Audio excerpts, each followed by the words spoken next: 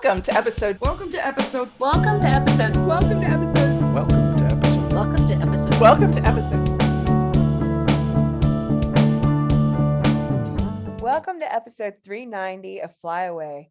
Over the past few years, we've been reminded time and again how much the world relies on travel. From supporting local economies to learning about new cultures, the experience that travel provides helps to make our world smaller and brings us closer together. Here at Outlander Travel, we've been proud to be a small part of bringing that to you through our weekly podcast. If you'd like to see what we're talking about, be sure to check out our YouTube channel by searching for Fly Away Podcast. My name is Lindsay, and this week I am joined by fellow Outlander Travel agents Elizabeth, Sandy, Donna, and George. Elizabeth also brought along most of her family tonight as they just experienced tonight's topic together. So welcome, Elizabeth's family, Marcus and Chris. Disney's Galactic Starcruiser. I'm so excited to get to hear all about this. So welcome, Chris and Marcus as well. I'm sorry, George. On March 1st, the much anticipated Galactic Starcruiser experience finally opened at Walt Disney World Resort. This 2-night immersive game, hotel, theme park experience, foodie event, drink fest, that's a whole lot of slashes, has been hyped up, and the price tag reflects the hype. Billed as a space cruise, this truly is a unique blend of gaming and the Star Wars universe. The Karens, like many families, have been waiting for this ever since it was announced at D23 with open minds and wide open wallets. They just returned home from their voyage tonight, and we are asking them for all the details, but none of the spoilers, please. So let's get started. So I want to know right away out of the gate. So everybody knows what the price tag is about this time. Everybody's over the sticker shock, has gotten up had the smelling salts brought out and gotten up off the floor. So what is included in this amazing experience? It was quite a bit, actually. So it's 2 nights accommodation, which is not quite a bit when you think about it, for about the price of a 7-night cruise. But 2 nights accommodation. You do get a magic band. They call it an M band, though. Yes, this is what it looks like. If you're not watching us on YouTube, you're missing out. This is what the included M band looks like, and it's got the little Chandrilla icon on it, and then food and basic beverages, and the food is out of this world, like literally. And basic beverages means not the booze, but everything else is included. The game, which we will call the LARP, because that's really what it is, live action role playing, which lasts from the minute you get on the ship to till you go to bed the last night, right? The next morning there isn't any character interaction. And then admission. So does it run all night, or are you expecting? No, not all night. No. Oh, okay. It's not a true con. I'm telling you right now, Donna, if there was anything past 8:00, she was not there for it. Well, there is. And I did miss it one night. Well, we can talk about that. But and then also you get 1-day admission to Hollywood Studios, but technically to Batuu. You have an excursion to Batuu. You can leave Batuu should you choose to. We did not, but you can. And while you are there, it actually includes a meal while you're there. And you get your transport to Galaxy's Edge, which do make sure you ask me for details about that. And then Lightning Lane is included for Rise of the Resistance and for Smuggler's Run. It's loaded onto your magic band well before you get there. Is it a one-time deal, or is it every once for each that once morning? for each? Okay. Once for each. And then priority reservations at Oga's, Savi's, and the Droid Workshop. So basically, Batuu is yours. Like, Batuu is your oyster for that morning. And really, you're supposed to be back on the ship, was it 2 or 4? 4 o'clock. Yeah, 4 o'clock. So until you really have until 4 o'clock. So, yeah. So is it giving away any secrets if I ask how they do the excursion? So you're in there with other park guests at the same time, right? And you're just you're not segregated out. Correct. You guys want to talk about that? So basically you kind of just get on like off the transport straight to Batuu, and you really just you just go in there. People are still there, so you really walk on, just like you have a lot of missions, and the missions usually involve going around that area of the park and doing something. It's scanning some crates, or a lot of it has to do with the Smart app, the Disney Play app, and there are a lot of missions on there. And in fact, the entire game from start to finish runs through the app. You have a lot of interactions, and I obviously can't see behind the scenes, so I assume there are people who are monitoring, and they can probably adjust things from there. But almost all of your main storyline and interactions have to do with the choices you make in the app, as well as any personal interactions you have with the actors, the characters, the cast members. So it's kind of like a choose your own adventure. Yeah. Yes. Yeah. Okay. It is scripted, but with room to play. And just like any good large Dungeons and Dragons game or live action role playing, if it's big enough, you've got to have room for the characters to play, but you have a key storyline that you intend to carry out that will happen no matter what. The way that it happens may vary slightly based on what's happened during that, but you could go back next week and have a different experience. The same story elements are going to happen. Probably. But you'll have the same experience. So Lindsay, you asked, what happens when you're on Batu because you're there with other guests. I'll give you one guess how Disney denotes that you're on the Halcyon. What do you think they give you? Probably something to wear. A pin. Your pin. A pin. A pin. So you get, just like every other, is that all my paperwork just fell off my desk. Just like any other Disney experience, they make sure you get a pin. You get to keep it, and you wear this around the park, so all the cast members can identify that you're with the Halcyon. The M band, also helps you know that. So when you experience Smuggler's Run, when the cast member will see you, and that when they put you into your compartment, then your recording is a little bit different. Your video is a little bit different. So they actually do change elements to match the storyline. Okay. And did they have like extra again, anything I ask, if I ask something that's going to like ruin something for somebody, don't answer. But did they have like extra people in the park that were only there to interact with you when you were there on Batu? Nope. Okay. Or if they did, we didn't run into them. You didn't, did you? No. There were a couple times we split up because we had different. We actually thought we were going to play together and did not end up playing together at all. So there were times where we came in as a family, but then we all pretty much chose our own adventure. So was that a good thing? Was that a good probably? Yeah, they encourage you to talk to the people you trust and kind of see more of what's going on with the storyline. There are details we can give away that are not spoilers and are not going to ruin the story. Because basically how the game is run is there are 3 primary factions, and the storylines have to do with those factions. And there are characters who are main characters or cast members that are aligned with those factions. And so you find yourself interacting with them, and your interactions as well as the choices you make in the app are going to guide what missions you get and what experiences you get to have. So you have like an Imperial team and a Rebel Alliance team. You got the right idea. I'm not Okay. going to delve too deep into it, but yeah, if you've seen Star Wars, you can figure it out. Yeah, Exactly. and you can cross a little bit. Like I personally sort of tried to remain neutral to start with, just to see where I ended up. I did not end up neutral, but but I started that way. Chris, on the other hand, was totally messing things up. So I have a question for Marcus. So who was more into it? Was it you or your parents? Oh, me. Like Really? my parents would either go take a nap in the room or sit in the car.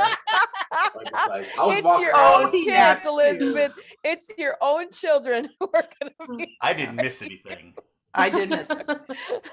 I was mostly walking around talking to everybody, just trying to get as much of an experience as I can out of 2 days. And it's a Okay. lot of, honestly, 2 days doesn't seem like a lot, but for what they do, it's a lot of time. So you really get, Okay. all the time in the world to talk to all the actors there and stuff. Basically, If Marcus you- would just hang out in the atrium and wait for something to happen, and then he would go do that thing. Like he was, And I think the important thing He's on if you're looking to do it is if you understand the structure of how everything's put together in the game, then you can help yourself not miss things. So basically, there's a lot of time where there's just general socializing interaction. You can have free time, but the time, I'd say around 4 o'clock and just after the second seating and dinner are when the big things are happening. And so you need to make sure you're kind of in the main atrium for that stuff to go down. And For that's what happy hour. that first night is is after dinner, Elizabeth went back to the room, and that's when they had the big sort of thing happen, and then everyone really gets to go, and it's like, what path are you going down? You kind of go, and a lot of the actions on the ship that weren't through the app were through these consoles, and you would scan your band on the console, and then, like I said, those things are your choices and your band, and the consoles are synced up, and there are playable areas on the ship. And so you can get like access to some of those areas to do certain little tasks. One of the cool areas, I'm sure you'll talk about it a little bit, is the bridge. So there's the bridge of the Starcruiser, and you have access to get on the bridge, and there's some really cool things they do there. The first day, they make sure you understand how to do all the stations. And then the second day, when things are happening in the story and your factions are doing things, you're doing something on the bridge. And so it's like a big interactive video game that is a big cooperative between 20 some odd people. Yeah. So you're using this, they use this cruise terminology like the embarkation, debarkation, and you mentioned tendering. They didn't call it tendering. I did, but embarkation and debarkation definitely. And honestly, the whole thing operates like a cruise ship. You get a luggage tag, you put on your luggage tag, you put your luggage out, they take it. I mean, so it's very cruise shippy. And for me, those are the biggest pain points in the process. So somebody told us there were about 320 people on board, which is not a very, I mean, that's a good, solid, number of people to interact with. It's not too many where you just can't do anything. And it's not so few that you're like, oh, I already talked to you and, blah. So, and all ages. And they don't have a kids club, but they do have the Lothcat crew. And if you, I don't know, Ian may be able to find a Lothcat that he can blip up on the screen real quick to show people what it looks like. But basically those were sort of the kid focused kind of things. And they made sure they kept the kids involved. And they were involved. And Marcus, because of his age, he's 16. He's very tall. So every now and then we'd see him going by with the Lothcat crew. He'd be like this big guy with a little, but he would help them out and sort of guide them through and sort of served as almost a junior counselor, if you will, and help move that story along. So yeah, and they tried to bring the kids in to interact with the characters that kids love the most. I think that's the easiest way to say that. They made sure that they had those sort of warm fuzzy characters. They felt like they were involved and they were doing things to help. Yeah. And it was kind of cool to watch, to be honest with you. Those kids were really having a lot of fun jumping into that story and really being involved. If you want to really have a really good experience, I would stick around some of the Lothcats because all the action is going to be happening where they are. That's because a crew member is going to be taking them everywhere, and they'll say oh, you come here, follow me, I need your help or something. So if you really want to be more invested in the story, I would stay kind of just hang out with the kids. Yeah, I would really just walk up and down the stairs looking to see where that squad of kids are. 'Cause that's probably So that's do you think that's probably why you were more plugged in than your parents? Yeah. You were right in the. I mean, let's face it. He does. Well, that's because age saps that out of you. Yeah.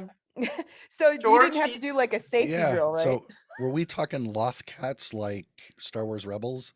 Yes. Okay, just checking. Yeah. Lothcats. That's cool. There was a safety drill though. There was a safety drill. Yeah. At muster station. It's for a good reason, actually, is because they needed to. There's an in-game reason to have an emergency. Since you're in a role-playing situation, you may have a ship emergency, and they needed to clarify this is a ship emergency. And this is what this sounds like. This is a real emergency. You need to get out. Mm-hmm. And so they needed to make sure that you understand the difference. This sound means, hey, the ship's under attack or whatever. This sound means, hey, maybe there's a fire. You should probably leave. Yeah. Fire. We gotta get out of here. Yeah. Yeah. And back to the embarkation and debarkation, everything is treated sort of like when you arrive, you go down a hallway, get on a transport, and go up into space. However, interestingly, Disney has not really tried to disguise anything, and so as you come into the parking lot, you can self-drive to the terminal, and the front of the terminal is definitely a terminal. It's really cool looking. But the back of the building looks like a prison. It's just a gray box. And that's the hotel that you're gonna, that you're in. So there's no attempt to sort of cover There's it no up. show. Yeah, there's no show. I mean, you're going backstage and you're literally looking at the back of Galaxy's I Edge. think they put some scrim or something. Yeah. Once you're in there, it's really easy to forget that, that you are in a big gray box. And they do have a what do they call it? An environment simulator? The Climate simulator. Which is That it hilarious. is an outdoor space, so that if you're getting claustrophobic or if you want to remember that you are in Florida in the middle of the heat, you can go outside and so it's enclosed. You can see the sky and there's plants in there. You can't see anything around you, but it's like a holodeck, but it is actually outside. So yeah, you can get some fresh air that way. So I have I a wanna question move- about you were talking about priority reservations at Savi's and the Droid Depot. Did that actually include also a lightsaber and Oh, a no. droid? No, Those are you extra. have to pay for them. Yes, you can pay for them. Okay. So, and we There was a actually reservation to go do it, but Right. not right. okay. And we sort of played the gamut with that. Like I tested everything sort of by accident. You know how you do. You travel poorly so that other people don't have to. And Sure. so Marcus has already made a lightsaber and had decided that on this trip he didn't want to do that. But then we took a friend of Marcus's who did want to do it but didn't tell me that. And so we get there, he's like, oh, I think I'd like to make a lightsaber. I'm like, oh, great. Well, let's see if these priority reservations actually exist. And so I went to guest services on the ship and they said, if you just go with your pin, just go up and ask for a walk-on, they should be able to accommodate you. And they did. I mean, he got a now it was only one person. I mean, I didn't have a group of people trying to do it, but he had no trouble getting in there and they had no trouble taking his money. So But if you had wanted to do that and actually were having like say a group of 6, Then at 60 days before boarding, you can just like 60 days before. but would you do that through through through your travel agent? Yeah. Well, no, I mean, but would it be through the regular channels to book it, or No. would you actually do it through the Star Wars program? Through the Star Wars program, through your Okay. travel agent. Yeah. Gotcha. But yeah, what we were told is that they know which days the Starcruiser is going to be in Batuu, so they try to hold a reserve of those activities just for the people in the Starcruiser. Mm-hmm. That makes would make sense. sense. And then they also have priority times that are reserved sort of just for the Starcruiser also because they want to make sure that you have enough time to do all the things. And they want to make sure it doesn't interfere with any of the other activities. That makes sense too. So that you're not stuck, with a 5 o'clock time because you didn't And realize then that you're you had gonna to get back on miss the ship your you're gonna miss whatever's going on. Right. So I do want to move on to the food and beverage. Can we talk about? Well, let's talk about Yes. food first. But So what I I'm have asking I have about. been drinking from my glassware. I think Lindsay and I share that love of glassware that Chris is just thrilled because I don't have enough glassware at all. That looks like but it would tip over. Can you hold that up close to the camera? Yeah, I want to Yep. see that. Donna actually asked me about this because I posted a picture of it and I just explained gravity is different in space. This is really heavy. Like I this did. this is what, maybe 2 pounds with the drink in it? Maybe. Yeah, it's heavy. So that's how it doesn't tip over. And this is holding a double Manhattan right now, but it had a different drink in it before. And on the menu, the drink is like $45. I'm like, why on earth is this drink $45? Okay, so because it comes with the glass. Okay, so now I have to go do this just to get the glass. That's awesome. Thanks a lot, Elizabeth. There's another one. Wait. But wait, there's more. But wait, there's more. Wait, So this has there's more. the little base that has the lighting is so bad. Sorry about that. It has the little chandrilla. Oh, cool. and So, then- so I have to ask, you're in this immersive environment. Were the prices on the menus in dollars or were they in like? They were in dollars. They were in dollars, and they I were. think technically they're in credits, but it's the same. Yes, they were. Yeah, that's Only true. one Everybody, conversion. everybody said they were credits. Yeah. Let me see if I can pull up that bar menu. Oh, I didn't. I didn't take a picture of the prices. I just took a picture of what was on the menu. Hang on. I think this one had prices. Martini, $15. The Mark of the Huntress, which is what was in this, was $23. There's a gin and tonic for $16. So they're basically Like ranging basic from Disney 15 to prices. 18. Yeah, $15 to $18, and then more if you want the glass. Yeah. And they fed you. The food was included, right? The food was So- included, and in fact, little pro tip: when you go to the bar, to the lounge, excuse me, it doesn't look like there's food there. But if you ask, they do have a small food menu, and it included a smoked cheese plate, which was, Oh, and a And few it other wasn't- things too. But It wasn't additional, right? It was It was all. not. It was Included. okay. That was Alright. included. Beverages were additional. The other things, like they do have a photos. If you are a true Star Wars person, then they do you can book a photography session, and their photographers were excellent, and they put you in these great positions with lightsabers and cards and like on the bridge. And I saw them doing this. The ship itself is very small. All of the activities are on 2 decks, so you probably will see everybody again and again and Yeah. again. It's kind of size wise reminded me of a river cruise, a little bit bigger than that, but where you always do run into the same people over and over again. Yeah, so yeah, you can snack in the lounge. They also have snacks sort of in the atrium during the day if you get a little peckish. And then the dining room was like a ship dining room. Like we had an assigned table with an assigned server at assigned time, and it was a 3-course meal, and everything is done to it's food that you've eaten before, but it's all just like in Galaxy's Edge and also in Pandora, where they've taken the food and they've made it interesting and otherworldly.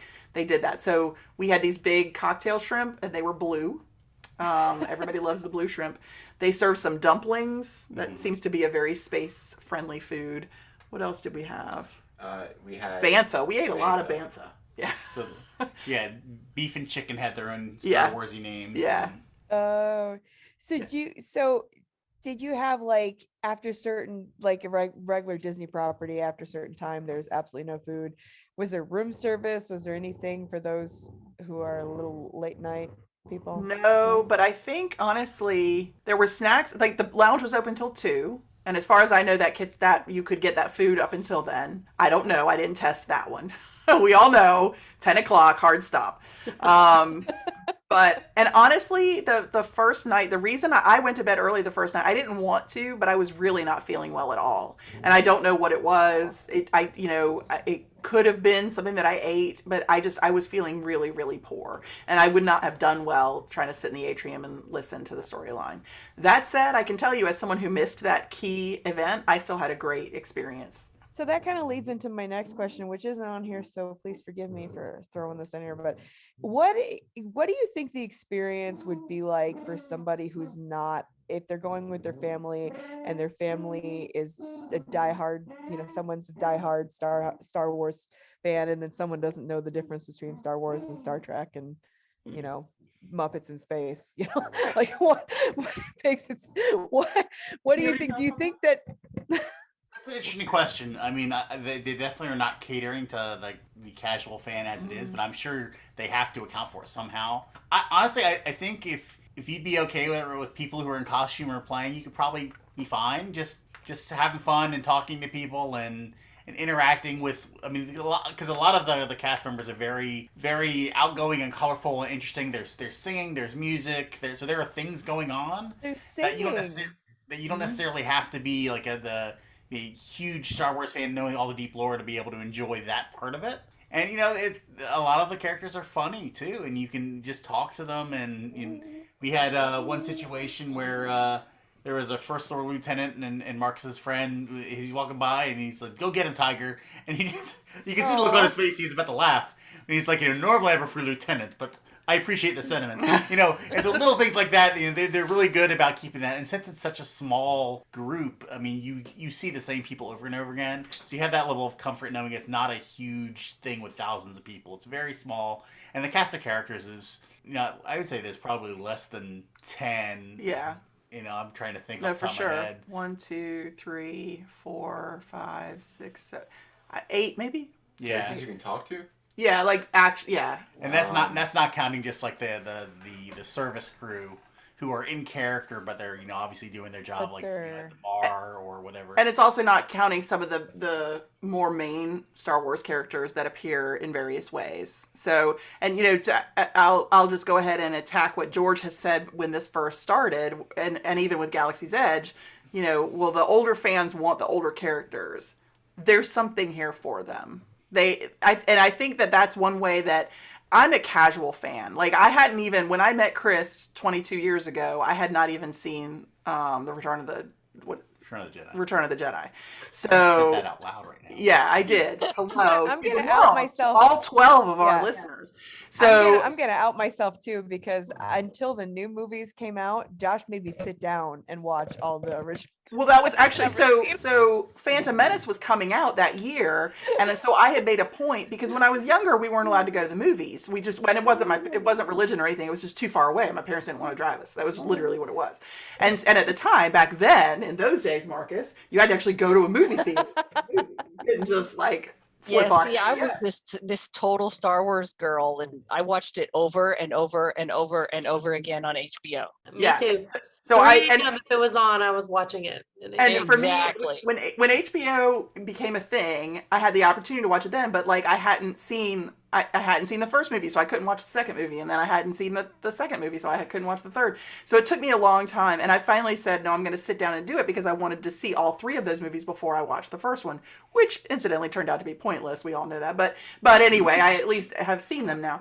So, and I actually do like the more recent movies, and this sort of is set in the Rey and Finn universe, like that. I wish I'd done it that way instead of having to watch all 6 before I could see. Literally, maybe, because all I'd ever seen was the Ewok movies, and I really thought that because it's so ingrained in our culture, in our pop culture, that I knew so many lines and so many things just from everything else. Oh, well, after we got married, that we watched The Empire Strikes Back together, and he actually spoke every word of the movie as it was happening, and I was like, oh, what have I done? I watched it on TV the other night on Disney Plus. Yeah. So, but I mean, it's a great movie. I just didn't know it word for word, and he does. Like literally, he could probably. recite that. So Chris probably showed up with his own costume already. It was probably hard to pick which one to take. Did you have a costume? Did you? Oh, So yeah, so talk he about the actually costumes. he did not. He doesn't care about costumes. He never has. So he did. He actually, when Marcus was younger, he dressed up as Han Solo. He dressed up as Han Solo to satisfy Marcus, and so he had a Han Solo costume. So he brought that vest and shirt, but he didn't wear it till later. Marcus bought like a bomber jacket that kind of was, and then I actually went on Amazon and found, and like Athleta actually has some sort of, Star Wars is all this flowy clothing or whatever. So I found something that actually, when I was in Galaxy's Edge, somebody mistook me for a cast member. That's how good my costume was. That's awesome. Yeah, but people came to play, man. I mean, when we were in line, there were a gamut of costumes, everything from basic Jedi robes to Imperial uniforms. I mean, people came to play. They were there. That would be the coolest thing for me to see, would be because people will put tens of thousands of dollars into their costumes for whatever it is, whatever genre they're interested in. So I can only imagine what you guys got to see being some of the first people. Is that they would not let you bring lightsabers, the blades, onto the ship. Oh. Buy them when you were there. Oh, so they get you an appointment and sell it to you. Yeah. Bingo. By the way, for our casual listeners, that is not Chewbacca in the background. That is Lindsay's dog. That's Lily Bell. I'm sorry. So But sorry. It did They fit have- though. Don't they have like a lightsaber training? Mm-hmm. So they have them there for you to use. Yeah, they have training sabers. So, and those didn't leave that room. And actually, they have sabers and shields, so it was pretty easy to get involved. The shields are actually really heavy too. Really Bell. So, but Sorry. yeah, they do have lightsaber training, and they said you could bring the hilt, you just couldn't bring the blade, which is glass. It's a glass tube, but you could easily buy one. Yeah. So it's kind of a nonsense rule. They didn't want it to break. They also maybe. made me leave my scissors and my corkscrew in the car. They specifically asked about sharp objects and specifically said scissors and corkscrews are not allowed. So. So does that mean you can't bring your own booze on board? I didn't try. They didn't. Did they mention booze when they were asking me what I was don't in recall. I actually didn't try because we had a later stay and I was just going to go to the grocery store and get some wine, which I did. And I also wanted to try all the drinks. And 2 nights, a cocktail menu is hard to get through in 2 nights. I did it though, but it's hard to do. Come Took on. one What do you for the mean hard to team. get through in 2 nights? I wonder why I didn't feel well on One. Monday night. Yeah. So did any of the drinks have special effects? No. Nope. All right. We got our special effects at Oga's actually. He got one of the fizzes. Oh. But no, none of the. Well, I thought the one had smoke. Oh, one of them had the bubbles. That was and in Oga's though, wasn't it? No. Oh, okay. The beast. So none of the Biz- ones I got had Maybe bees. it was.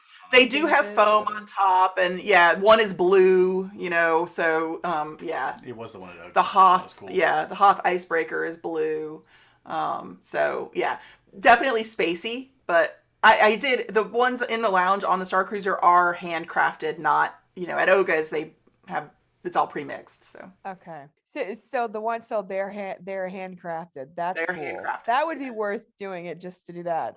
You know Yes. how much I love a good craft Yes, cocktail. yes. I was So very happy in s- the lounge. So the I know I kind of skipped over. We didn't even talk about did you guys sleep in bunk beds? I gotta because all the mock-ups for this made it look like everybody was sleeping In in little a single bed. pods. So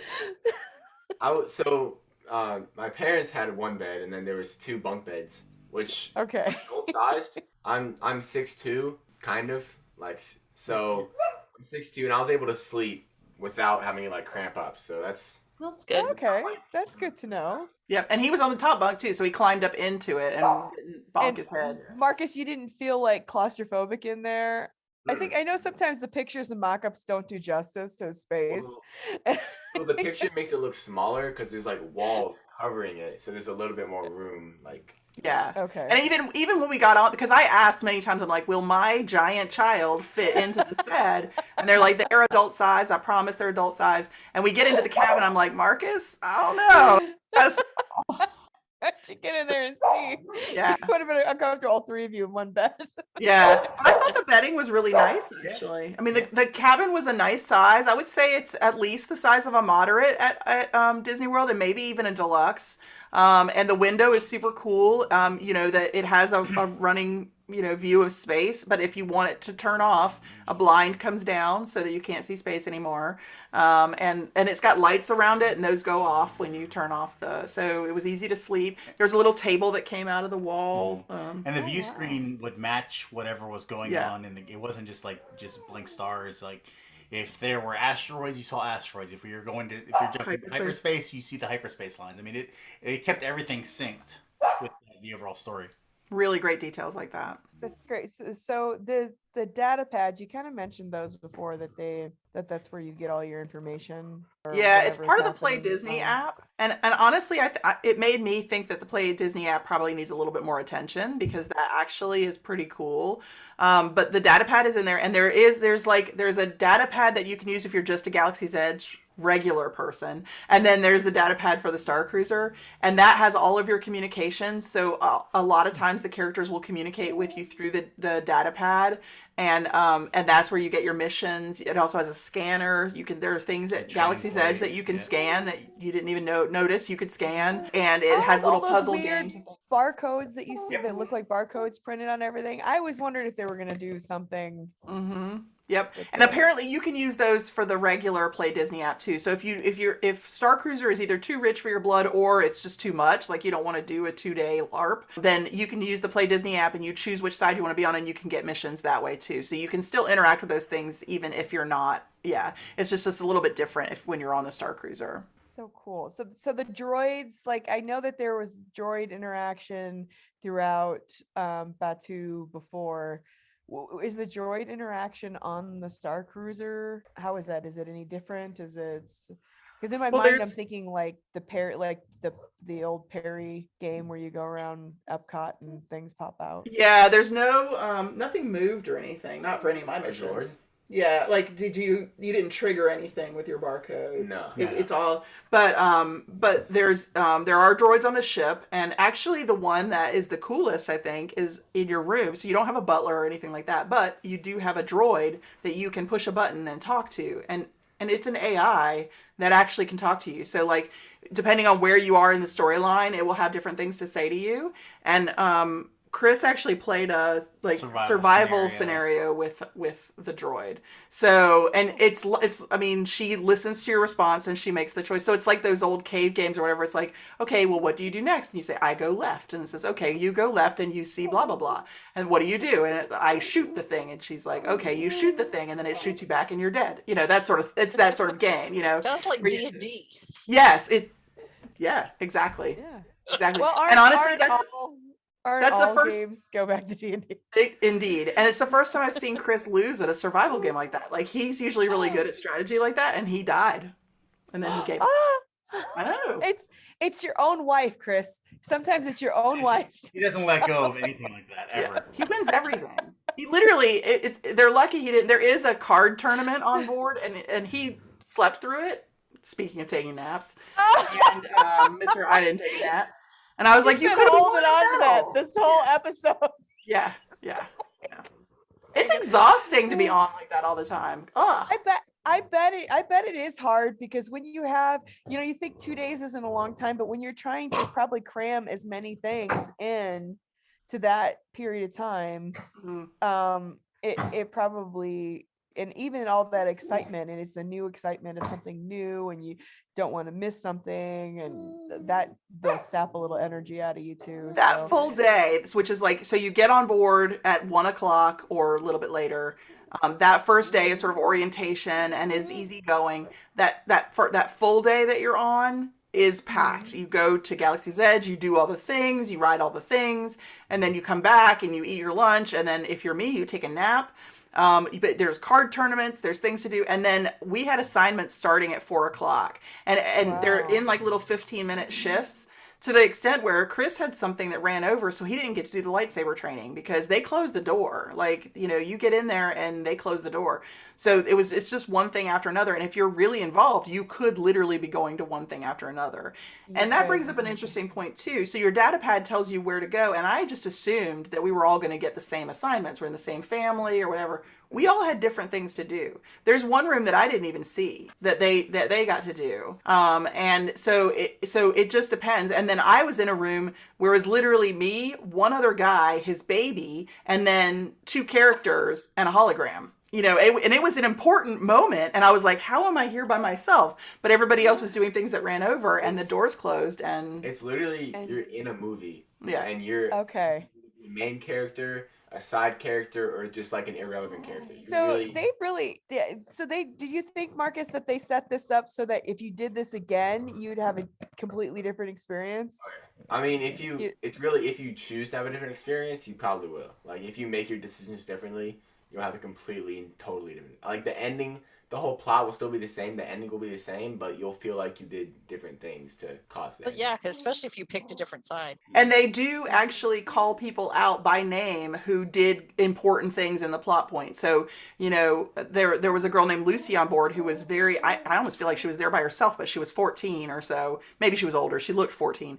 And she apparently really interacted with these characters. And so they say, well, thanks to Lucy, I found out blah, blah, blah. And so they will actually call out your name at the end and sort of say, how they contributed to the plot. So the more you do, and then even like Marcus's friend couldn't remember his logon for his data pad, so he didn't have it the whole time, but he knew sort of what side he was on, and there was an event going on. He sort of figured out that the team he was on was doing something, so he actually used his M band and scanned in and got approved to go in. And so he was in, and then Marcus tried to go in with him and couldn't go in because he was not invited On so that team. yeah. Well, that's interesting. So do you guys think, like, Chris, would you do this again?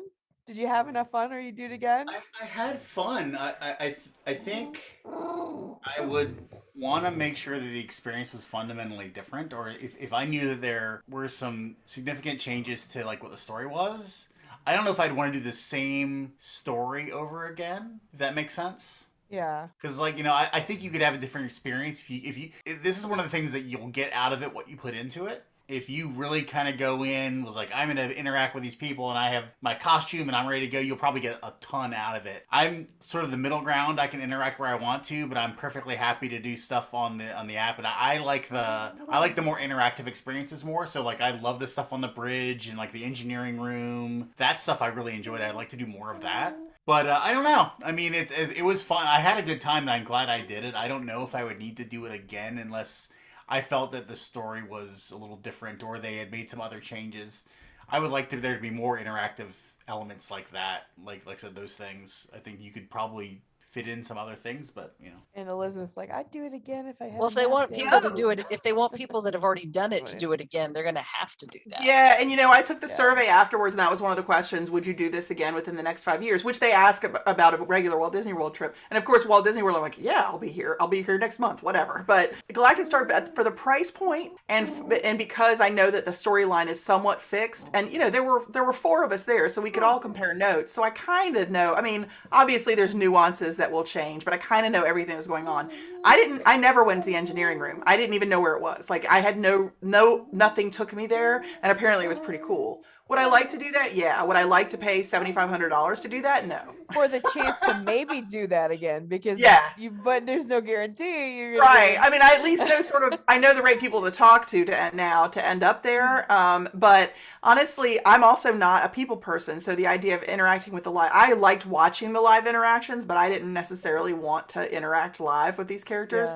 Yeah. And the actors, I got to tell you too, from a theater perspective, they tell you you never work with animals like Lilybell or children. Yes. And those loft cats that loft cat crew completely exemplified why you don't work with children. Like, they would shout out accusations and they would try to point out things, and these actors knew exactly how to handle it. They were like, even the go get 'em tiger, they were very patient with it, and they rolled with it. It was really good to see, because as an actor, that's really hard when somebody just basically ruins the whole storyline. Oh, that thing you're looking for, it's right over there. Obviously that's not what you're supposed to do. So not. yeah. There's a group of kids that were like yelling at one of the generals, and he was like, one of your stormtroopers has a crush on one of the characters, and they had to he basically had to improvise, and he was talking to these kids for like a solid 15 minutes, and he's like, yeah, that's it, I'm going downstairs. Yeah. And he was walking downstairs, and he was trying his best to hold in his laughter. He's like, these are stand-up gentlemen. They're professionals. They won't, they don't fall in love on the job. And I mean, he just rolled with it. It was totally silly. Like, it was totally kid stuff, but That would be so hard because kids are so funny. yeah.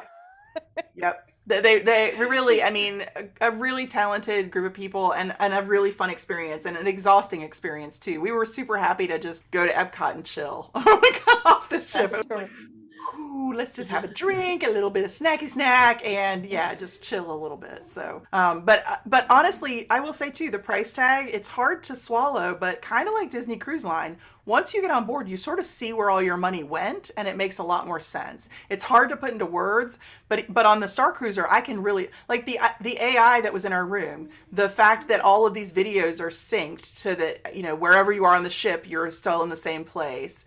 You know where your money went. I will say the money did not go to the transport. So the transport takes you from the box hotel to the back of Galaxy's Edge, but you never see the outside of it.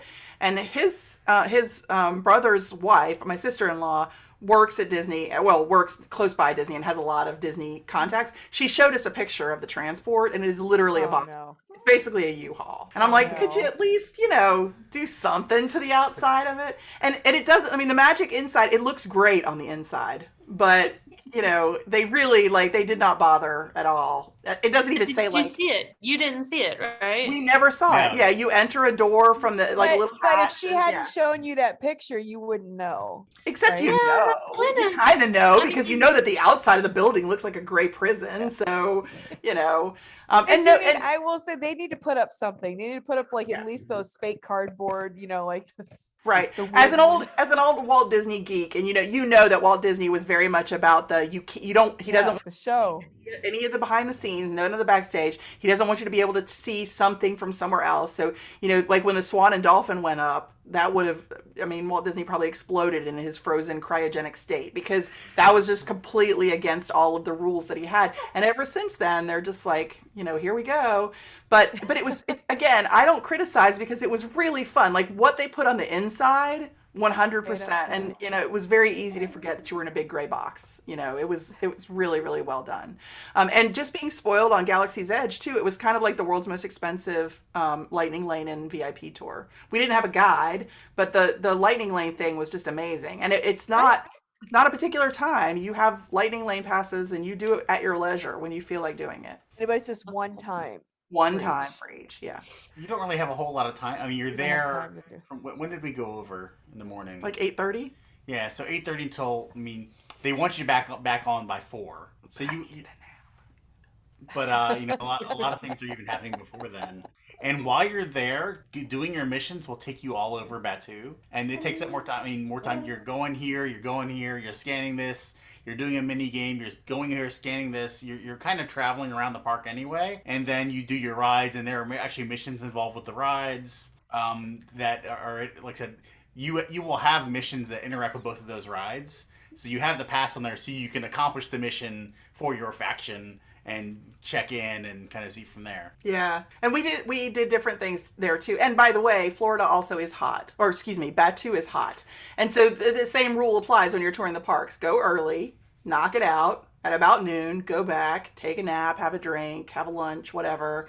And then, if you want to go. Now, with this experience, you don't have the option to go back. The shuttle is not running. But we did that all week when we were at Disney World, too, because it was hot in the middle of the day. So, for us from 8:30, and, we had one person who did the lightsaber. But if you're doing everything, and I just booked this for a client, her window actually opened today for her stuff, and they wanted to do lightsabers, droids, and Ogas, plus everything else. It's kind of hard, pretty much your whole, if you're going to ride both attractions, do all three of those things, and then get back on the ship by 1:30 too, then that's it. I mean, that's your day. So anybody have any other questions about any activities before?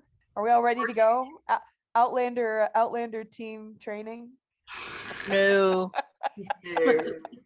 I would love if George did it one day. I know that he's very much about the old school characters, so I'd be curious what he thought of it. All about. Yeah, they are there. I saw a couple of them.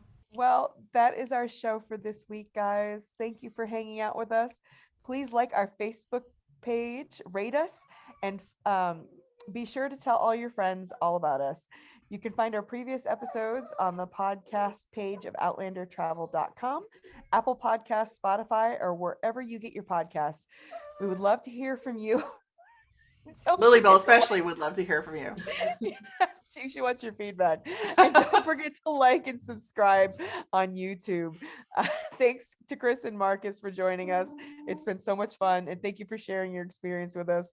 I can't wait to someday try this. I think my husband would absolutely love this.